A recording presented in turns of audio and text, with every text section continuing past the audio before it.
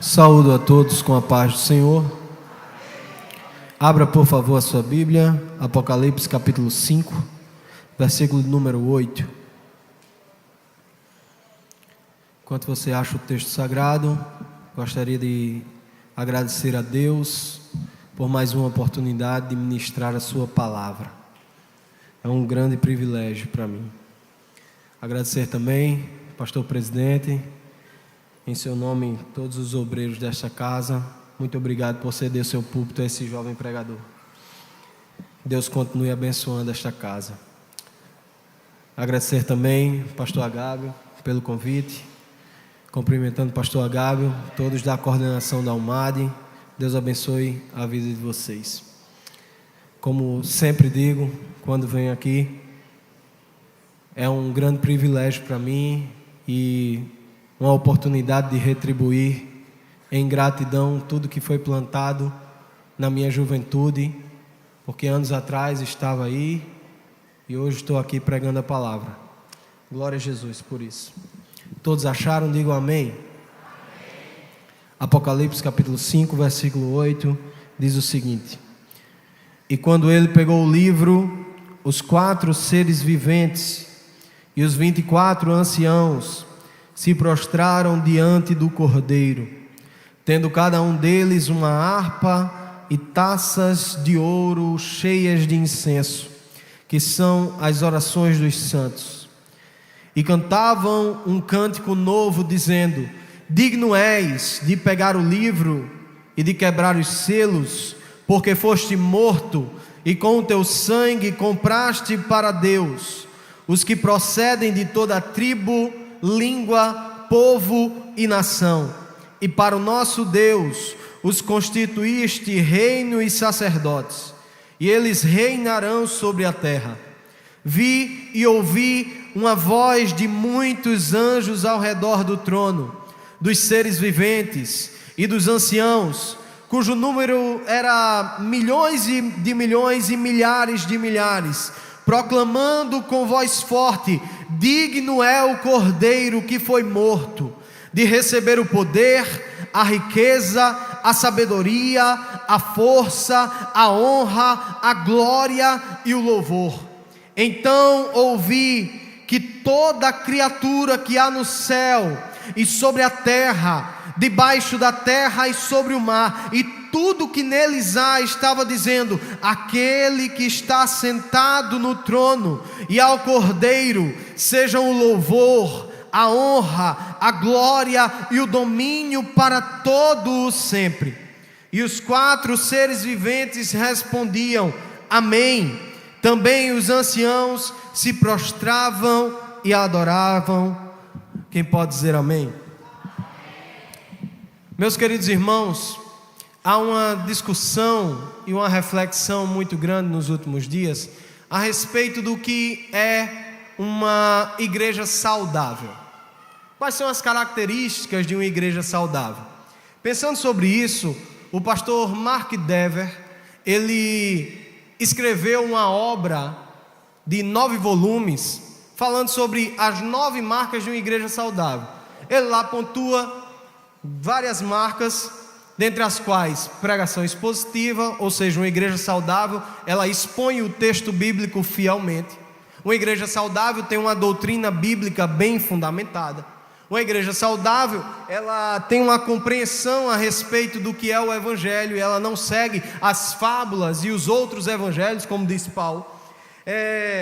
Outra marca de uma igreja saudável é a compreensão de que é de Deus a conversão. Deus é quem promove em nós e que transforma o homem. Ela tem uma compreensão da conversão. Uma igreja saudável também compreende que ela precisa evangelizar, que ela não pode ficar somente nas 4 paredes, mas ela tem que sair e pregar o evangelho, evangelizar. Outra marca de uma igreja saudável é a membresia. Nós estamos aqui e nós temos que entender que nós somos membros uns dos outros, que eu preciso do meu irmão e que meu irmão precisa de mim. Outra marca que esse pastor caracteriza discipulado e o crescimento. A igreja deve ser, uma igreja saudável, deve ser um ambiente de crescimento espiritual. Você chega de um jeito e você vai crescendo espiritualmente através do discipulado e do ensino bíblico. A liderança eclesiástica tem que ser fiel às escrituras, piedosa diante dos conselhos bíblicos, e também a disciplina eclesiástica, que é o meio pelo qual corrigir os erros que aparecem dentro da igreja e corrigi-los em amor, com o fim de restaurar aquela pessoa ao convívio da igreja.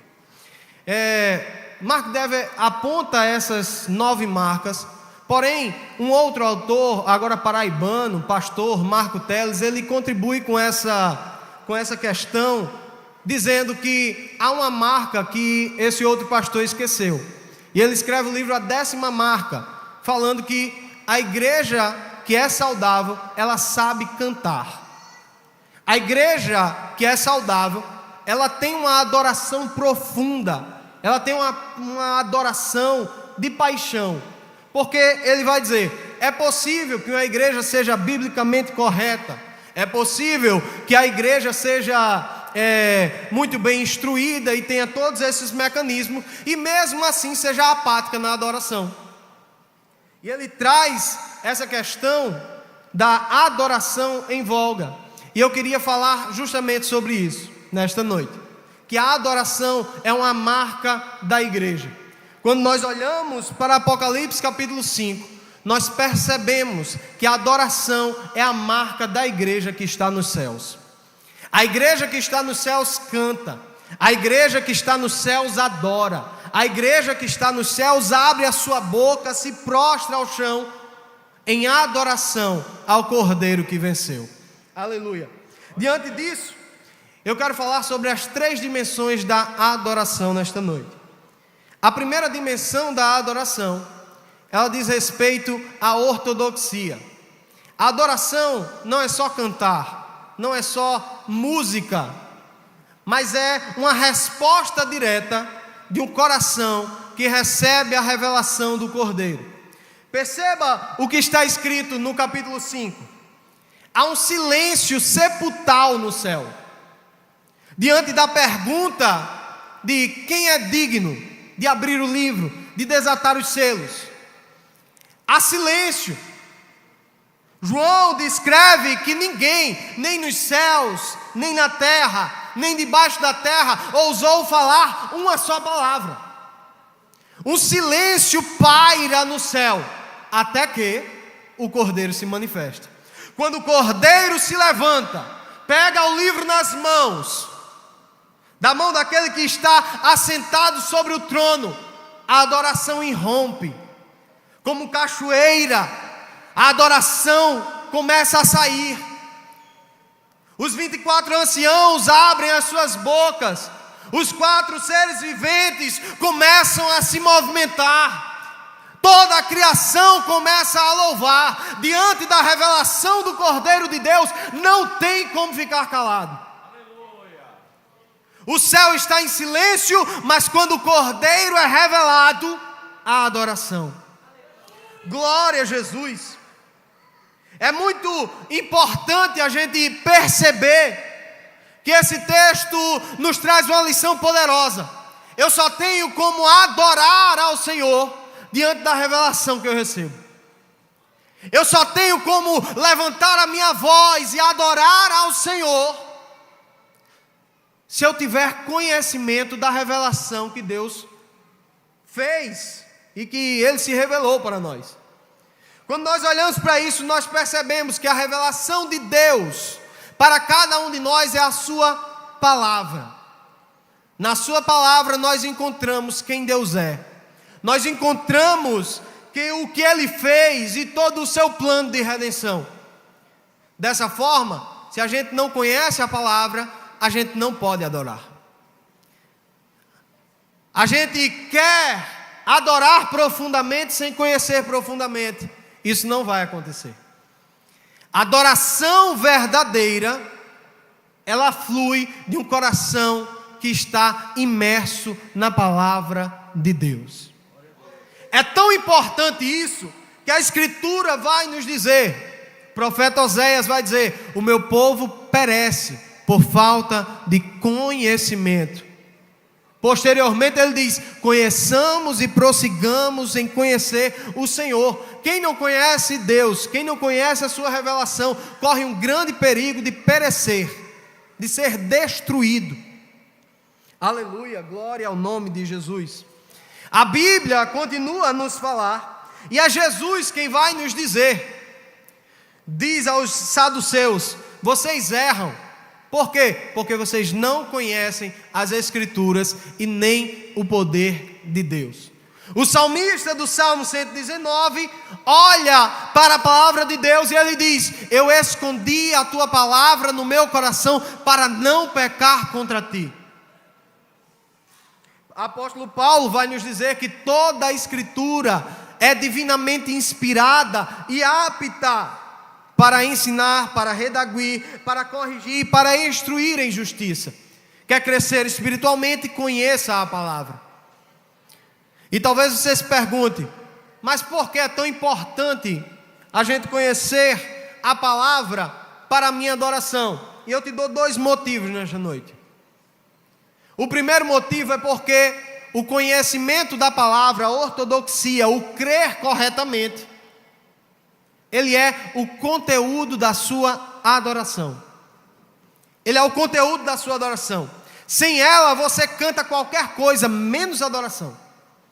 É o apóstolo Paulo que fala aos Colossenses e nos diz que habite a palavra de Deus ricamente no meio de vós, por meio de salmos, hinos e cânticos espirituais. O que o apóstolo Paulo está dizendo é: cante a palavra. Quer cantar alguma coisa?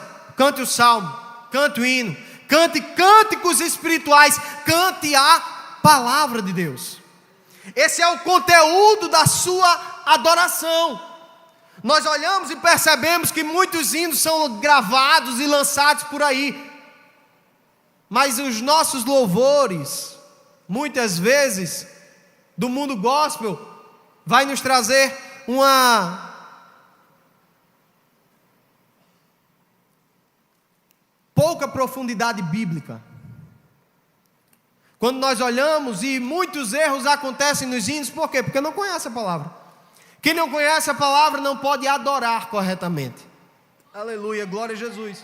Quando nós olhamos para o Apocalipse capítulo 5, quando nós olhamos para a adoração que está nos céus, nós percebemos que ela é cheia de teologia, ela é cheia da palavra de Deus. No capítulo 4, os 24 anciãos cantam a respeito de quê, Samuel? Eles cantam a respeito dos atributos de Deus. Eles louvam a Deus porque Deus é eterno, porque Ele é todo poderoso, porque Ele é grande em feitos.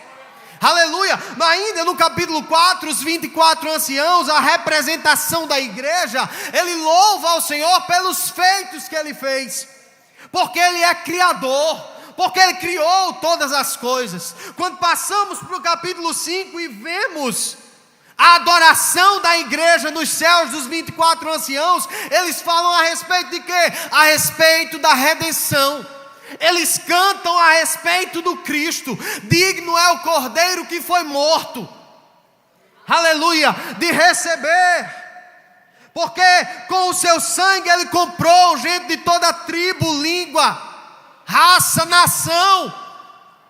A adoração do céu está embebida na palavra de Deus. Aleluia. E como está a nossa adoração? A pergunta de hoje é: como está a nossa adoração? Será que a gente tem aberto a nossa boca para cantar a palavra de Deus? Será que a gente está louvando o Cristo e somente o Cristo? Será que a gente abre a nossa boca para dizer que Ele é grande, que Ele é eterno, que Ele é justo? Será que a gente canta os atributos e os feitos do Senhor? A gente precisa ser uma igreja diferente do que as que se apresenta por aí afora. É cantoria triunfalista, é cantoria unicista, é cantoria de tudo que é jeito. Esse povo não adora a Deus. Quem adora a Deus é a igreja que diz que o Cordeiro é digno. Aleluia. Quando o cantor ímpio abre a boca para cantar hino, não é adoração, é cantoria. O escritor aos Hebreus vai nos dizer que o sacrifício de louvor é só dos lábios daqueles que confessam o nome do Senhor. Quem não confessa o nome não adora. Aleluia. Só você pode adorar. Só você pode adorar. Se você foi salvo em Cristo Jesus, você pode adorar. Aleluia, glória a Jesus.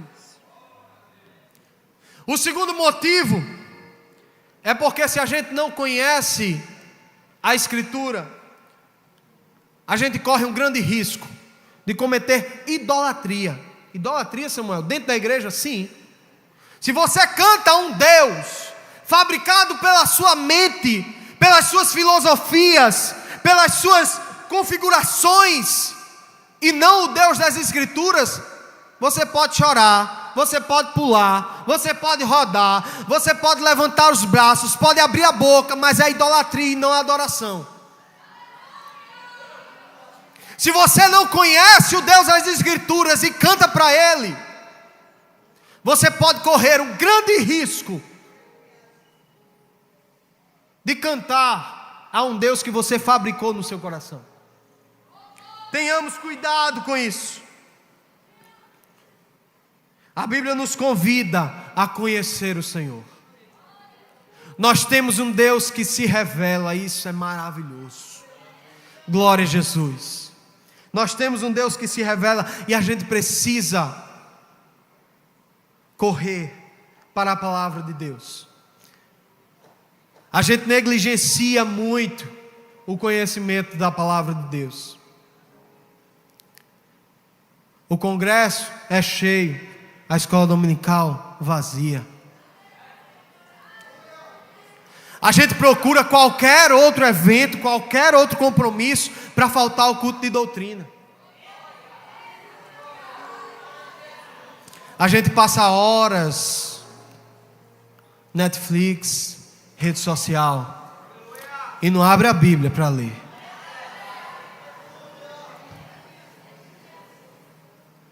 A gente não pode negligenciar isso. A gente não pode negligenciar isso. A gente não pode negligenciar a palavra de Deus. A gente não pode virar as costas. Nós temos um Deus que se revela a nós.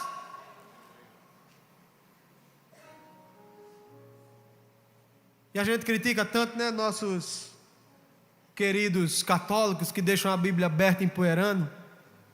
Pelo menos é aberta. A gente deixa empoeirando e nem pega. A gente está deixando de trazer até para o culto. Aleluia, glória a Jesus. Conheçamos e prossigamos em conhecer o Senhor. Aleluia. A segunda dimensão que eu queria falar nesta noite tem a ver com a ortopraxia. Que é isso, Samuel? Se a ortodoxia é o crer corretamente, a ortopraxia é viver corretamente. Eu adoro ao Senhor com uma vida entregue a Ele. Quando nós olhamos para o Cântico dos Anjos, que está descrito aqui, é muito forte e poderoso. Porque os anjos, os milhões e milhões, os milhares de milhares, eles adoram com tudo que têm. Perceba o que é que eles dizem que o Cordeiro é digno. O Cordeiro é digno de receber poder. Ele é digno de receber riqueza. Ele é digno de receber sabedoria. Ele é digno de receber força. Ele é digno de receber honra. Ele é digno de receber glória. Ele é digno de receber o louvor. perceba que tudo que os anjos recebem de Deus, eles devolvem ao Cordeiro. Se eles têm poder, eles dizem: o meu poder estará aos teus pés. Se eles têm riquezas, eles colocam todas essas riquezas aos pés do Cordeiro. Se eles têm força, eles colocam a sua força à disposição do Cordeiro. Se eles têm sabedoria, eles entregam ao Cordeiro. Se eles têm glória, honra, louvor, está diante do Cordeiro mais uma vez. Isso é muito forte, porque quando a gente olha para o cântico dos anjos, e a gente percebe o que o nosso Cristo recebeu de nós quando esteve aqui, é um contraste gritante. Porque se Ele recebe poder dos anjos no céu, aqui Ele recebe zombaria, insulto, pessoas olhando para Ele e dizendo: salvou os outros e não pode salvar a si mesmo. Se no céu Ele recebe riquezas, aqui Ele veio, nasceu na estrebaria, morou na pior comunidade de Israel, lá em Nazaré, pobre, necessitado, refugiado. Se lá no céu Ele recebe sabedoria, os fariseus olham para Ele aqui na terra e dizem: só pode estar possuído. Se lá no céu Ele recebe força dos anjos, aqui a fraqueza dele é exposta na cruz do Calvário, ensanguentado, espancado. Se lá Ele recebe honra, aqui Ele recebe insultos, zombaria. Soldados romanos vendaram-lhe os olhos com uma cana, bateram e disseram: o senhor não é profeta? Profetiza quem te feriu. Quando Ele pede água, dão vinagre. Aleluia. Se lá Ele recebe glória, Isaías vai dizer que Ele era o mais desprezado dos homens. Se lá Ele recebe louvor e elogios, aqui insultos. É o completo contraste. Mas quando eu olho para isso, eu lembro do que Paulo fala em Filipenses capítulo 2. Pelo que Deus o exaltou soberanamente, Ele deu o nome que está acima de todos os nomes, para que ao nome de Jesus, se dobre todos os joelhos dos que estão nos céus, na terra e debaixo da terra, e toda língua confesse: Jesus Cristo é o Senhor, para a glória de Deus Pai.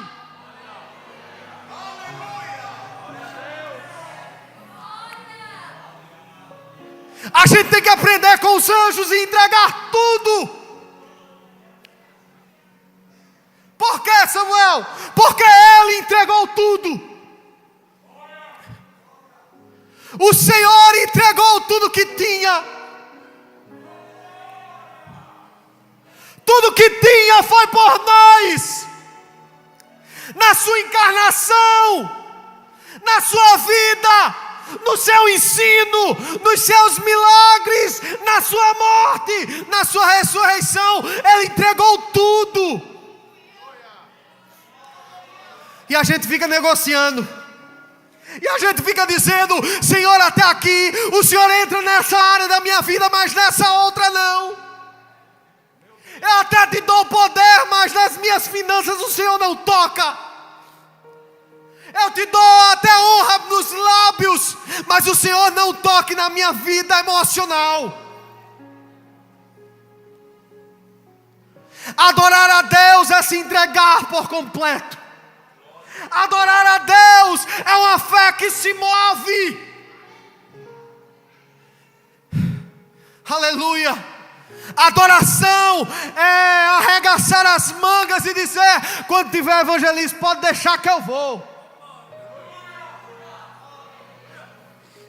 Aleluia. É se entregar por completo, sem concessões, sem condições, sem negociações, sem barganha. Deus te quer por inteiro. Deus te quer por inteiro. Jesus quer entrar nas esquinas escondidas da tua alma. Jesus quer entrar naqueles lugares que tu fecha as 7 chaves e não deixa ninguém entrar. Ele quer entrar lá. Ele está nesta noite batendo na porta do teu quarto e dizendo: eu quero entrar aí. Eu quero entrar nos cantos escondidos da tua mente. Eu quero entrar na depressão que tu não deixa o psicólogo entrar, que tu não deixa o amigo entrar. Jesus está dizendo nesta noite: eu quero entrar aí, eu quero entrar aí, eu quero entrar aí.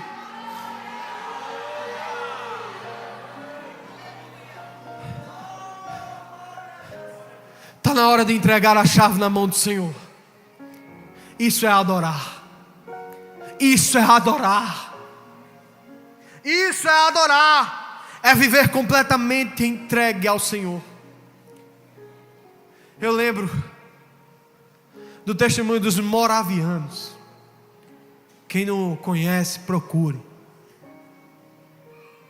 2 missionários moravianos vão sair da sua cidade e eles vão em direção a uma ilha, a uma terra distante, perigosa. Todo mundo dizendo: fica. Todo mundo preocupado, vocês vão morrer lá. Eles só compraram a passagem de ida. Quando eles estão saindo de barco, eles olham para a sua cidade, batem continência, todo mundo preocupado, e eles digam: que o Cordeiro receba a recompensa do seu sacrifício. Eu não sei se aqueles jovens voltaram. Eu não sei se eles foram visitar os seus pais. Eu não sei se eles voltaram aos seus amigos. Agora eu sei de uma coisa: o Cordeiro recebeu a recompensa do seu sacrifício. Eu creio que Deus está levantando uma geração. Foi cantado aqui: levanta essa geração. E eu creio que uma geração está sendo levantada, que vai se entregar sem reservas. Se Deus pedir a família, Ele dá. Se Deus pedir os amigos, Ele dá. Se Deus pedir a nação, Ele dá. Porque a sua vida é um culto ao Cordeiro de Deus. Aleluia. Glória a Jesus. Nós vamos para a última das dimensões da adoração, que tem a ver não com o que eu entendo ou creio, que não tem a ver com a prática, mas que tem a ver com o mais íntimo do nosso coração. A dimensão da ortopatia. O que é isso, Samuel? É sentir corretamente. Eu sinto uma graça de Deus tão grande para dizer para você que Deus se importa com as suas emoções. Deus se importa com as suas emoções. Deus se importa com as suas emoções. Deus se importa com as suas emoções. Deus se importa com a lágrima que caiu. Deus se importa com a apatia e falta de motivação que às vezes se apresenta. Deus se importa com o tédio que você tem. Deus se importa com as suas emoções. Aleluia, glória a Jesus. O texto do Apocalipse 5 finaliza no versículo de número 14, com os seres viventes respondendo: amém. E todos os anciãos prostrando-se e adorando. Nós temos aqui a união daquilo que é falado com aquilo que é praticado. Porque quem se dobra no físico já se dobrou dentro faz tempo. Só se dobra e se prostra no físico aquele que tem o coração rendido. Aleluia. Os anciãos fazem isso porque lá no começo ele diz: ele morreu foi por mim, já atingiu lá dentro. Então ajoelhar-se, prostrar-se, para mim não é sacrifício nenhum. Aleluia, glória a Jesus.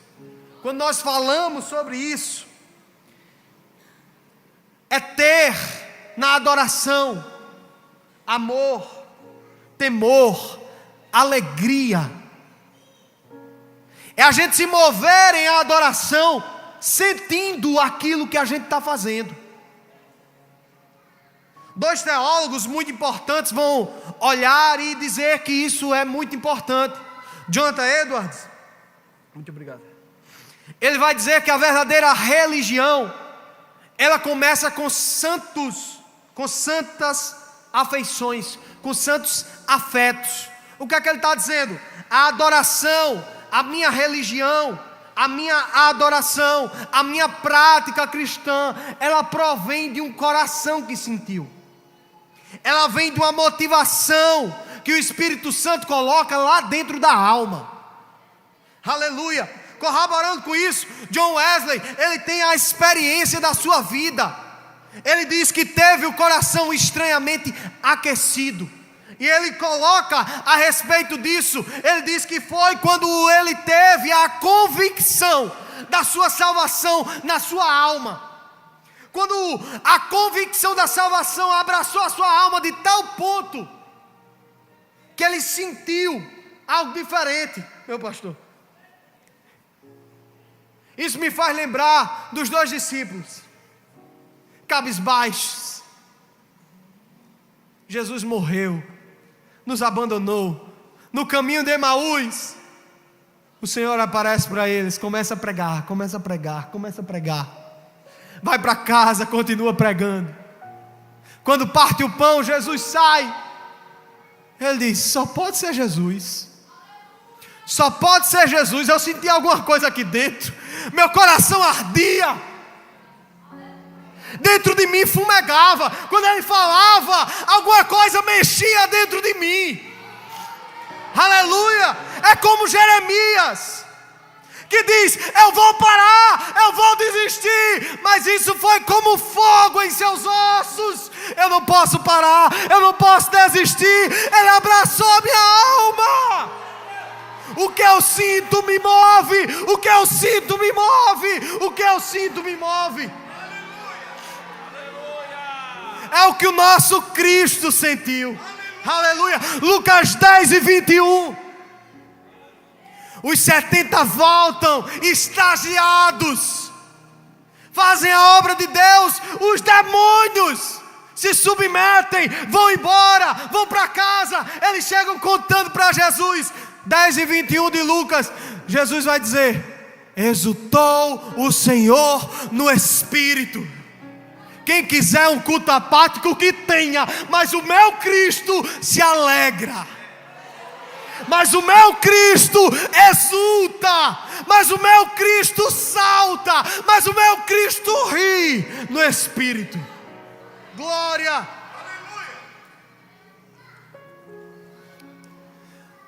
A gente precisa colocar diante de Deus as nossas emoções. Os exemplos bíblicos são muitos. Um coração que se derrama ao Senhor. O que dizer de Davi, que não ligou com quem estava ao seu redor, não ligou com Mical criticando, mas a presença de Deus lá, eu pulo e danço na presença do Senhor. Eu sou rei, tem problema não. A presença do Senhor voltou para casa. Eu não tenho outra reação a não ser me alegrar no Senhor.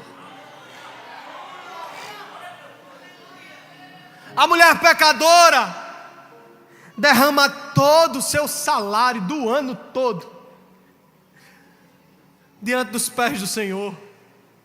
Judas olha e diz: podia ajudar tanto, era tanta esmola, é tanto pobre precisando, que desperdício. Mas Jesus olha para aquilo e fica extasiado. Aleluia, glória a Jesus. Jesus se impressiona com o coração que se derrama. Aleluia. Jesus se impressiona com o coração que se derrama diante dele. Aleluia, glória a Jesus. A nossa fé não pode ser apática. A gente precisa depositar diante do Senhor os nossos sentimentos, a nossa alegria, o nosso amor ao Senhor. Será que quando você fica diante da revelação do Cordeiro, o seu coração se alegra? Bate mais forte aí. Quando você lembra que Ele morreu por você, alguma coisa mexe aí dentro? Quando você lembra que as chicotadas eram em você e Ele levou nas costas, mexe alguma coisa aí dentro?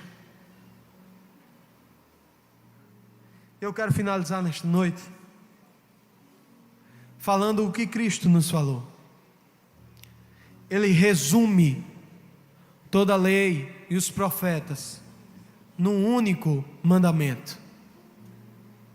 Ele diz assim: amarás o Senhor teu Deus de todo o teu coração, de toda a tua alma, de todo o teu entendimento e com todas as tuas forças. Jesus nos ensina que a adoração verdadeira envolve um coração que sente, uma alma que sente, um entendimento rendido ao Senhor e um braço forte que se dispõe a trabalhar. Talvez você olhe para você com muitas limitações e pense: eu,